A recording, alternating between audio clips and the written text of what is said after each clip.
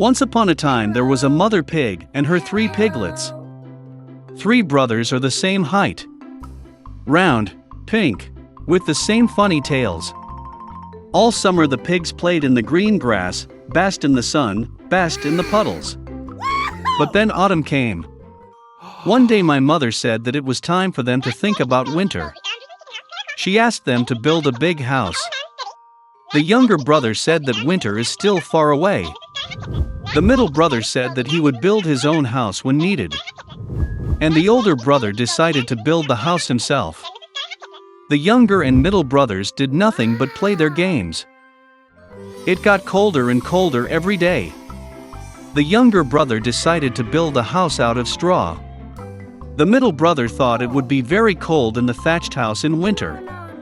He decided to build a house from twigs and twigs. By the evening their housing was ready. They were very proud of themselves and could not get enough of their buildings. Now they were free and could do whatever they wanted. They decided to go to their older brother and see what kind of house he had built for himself. The older brother was busy building. He applied stones, kneaded clay and slowly built himself a reliable, durable home. The younger brothers found their older brother at work.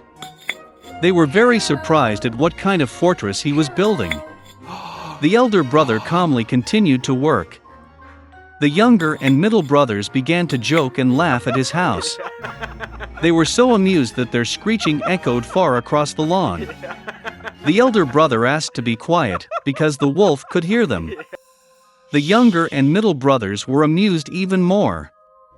They decided that the older brother was just a coward. And the 2 brave brothers went for a walk. On the way, they sang and danced, and when they entered the forest, they made such a noise that they woke up the wolf who was sleeping under the pine tree. The disgruntled and hungry wolf went to the place where the screeching of 2 stupid pigs came from. The brothers walked merrily and talked about how easily they would deal with the wolf. And suddenly they saw a real living wolf. He was standing behind a large tree. He had very evil eyes and a huge toothy mouth. The brothers were so frightened that their thin tails trembled finely. The wolf prepared to jump. He snapped his teeth and blinked his right eye. The pigs suddenly came to their senses and, screeching across the forest, rushed to run away. Raising clouds of dust, they rushed each to his own house. The younger brother ran to his thatched hut and slammed the door in front of the wolf. The wolf growled and demanded to open the door. The younger brother, out of fear, could not utter a word. Then the wolf began to blow. The light roof instantly flew off the thatched hut. The wolf took a deep breath and blew a second time, and the thatch house flew in all directions. The wolf was delighted, snapped his teeth, and pounced on his younger brother. But the pig deftly dodged and ran. He ran to the house of the middle brother. The brothers managed to lock themselves up and looked at each other in dismay. The wolf got angry and began to blow. The house is slightly askew. The wolf blew a second, then a third, then a fourth time. But the house was still standing. The wolf took a deep breath and blew for the 5th time. The house shook and fell apart. Only one door stood for some time in the middle of the ruins. In horror, the piglets rushed to the house of their elder brother. The wolf ran after them. He was sure that this time the pigs would not run away from him. The piglets quickly rushed past the large apple tree without even hitting it. And the wolf did not have time to turn and hit the apple tree, which covered him with apples. One hard apple hit him between the eyes. A big bump jumped on the wolf's forehead. At this time, the younger and middle brothers managed to run into the house of the older brother and bolt the door. The wolf ran to the door, growled and demanded to open the door. The younger brothers were very scared and could not say anything in return. And the elder brother knew that he and his brothers had nothing to fear in a solid stone house. Then the wolf sucked in more air and blew as soon as he could. But no matter how much it blew, not a single stone moved. And then he looked up and noticed a large, wide chimney on the roof. He carefully climbed onto the roof and began to go down the pipe. The pigs heard a rustle.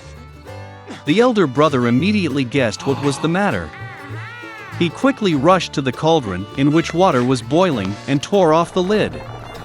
The wolf went down the pipe and fell straight into the cauldron. His eyes widened to his forehead. The scalded wolf flew out with a wild roar and rushed into the forest. And the three little pigs looked after him and were glad that they had so cleverly taught the evil robber a lesson. From that time on, the brothers and their mother began to live together under one roof. Once upon a time, there lived a poor widow, and she had a son, Jack, and a cow, Belyanka. The cow gave milk every morning, and the mother and son sold it in the bazaar, and that was how they lived. But once Belyanka did not give milk, and they did not have food. Mom decided to sell the cow and open a shop with the proceeds. Jack took the rein in his hands and led the cow to the market. No sooner had he arrived than he met some wonderful old man. He said he would like to trade Jack's cow for beans. And with these words, he took out a handful of some strange beans from his pocket. The old man said these beans are magical. They need to be planted in the evening, and by morning they will grow to the very sky. Jack became very interested and agreed. The boy came home early. Mother was very angry that he gave the dairy cow in the whole neighborhood for a handful of some nasty beans. But Jack remembered the old man's words and decided that there was nothing to do, and planted beans in the yard. He went up to his attic sad, and fell asleep. In the morning, Jack woke up and saw something like a large tree in the yard. And this, it turns out, his beans sprouted, and the huge stem continued to grow upward until it grew to the sky. Jack jumped onto the stem and climbed up like a ladder.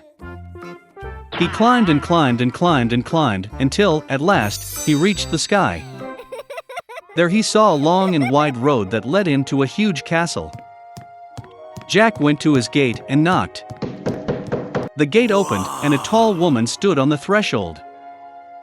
Stuttering with fear, the boy asked for something for breakfast. The giantess let him in, but warned him not to catch the eye of her husband, because he is a cannibal. She took Jack to the kitchen. But before he had time to eat even half of his breakfast, suddenly the whole house shook from someone's steps. The boy was not taken aback and instantly jumped into the furnace. And at that very moment, the cannibal entered the room.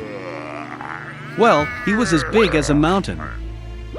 The cannibal took out 2 bags of gold from a huge chest and sat down to count the coins.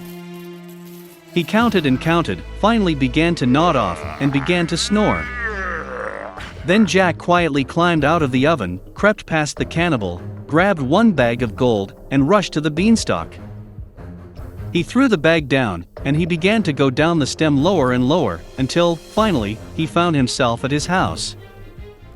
Jack told his mother everything that had happened to him, and handed her a bag of gold. They began to live on the money that was in the bag. But eventually the sack was empty and Jack decided to try his luck one more time at the top of the beanstalk. One fine morning, he got up early and climbed a beanstalk. The man-eater's wife stood at the threshold of the huge castle. She said that she would not let him in, because the last time her husband had lost a bag of gold. But all the same, she took pity on the poor boy and let him into the castle. Suddenly the footsteps of a giant were heard and Jack again hid in the furnace. The cannibal entered and told his wife to bring the hen that lays the golden eggs.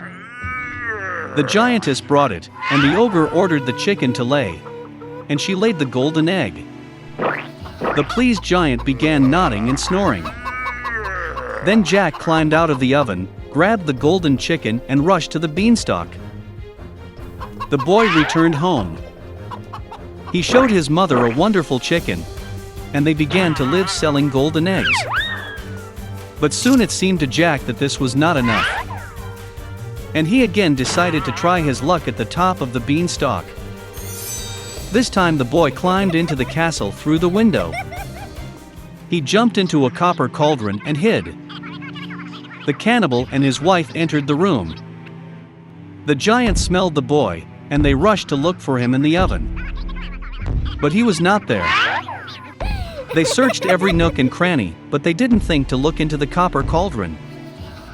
Desperate to search, the ogre ordered his wife to bring a golden harp and put it on the table. Under her beautiful sounds, the cannibal snored. Then Jack quietly climbed out of the cauldron, grabbed the golden harp and rushed to the door. But the harp played loudly and woke the cannibal. Jack ran at breakneck speed, leaping onto a beanstalk, and the giant in pursuit. Jack went down to his house and yelled at his mother to carry the axe. The mother ran out with an axe in her hands. The boy grabbed the axe and began to chop the beanstalk. The ogre felt the stem swing violently and stopped. Then Jack struck again with an axe and cut the beanstalk. It swayed and collapsed, and the ogre fell to the ground and crashed. From that day on, Jack and his mother never knew poverty again. But the boy was very sorry that, because of their greed, they almost paid with their lives. He promised that he would never steal again and would work hard for the good of the family.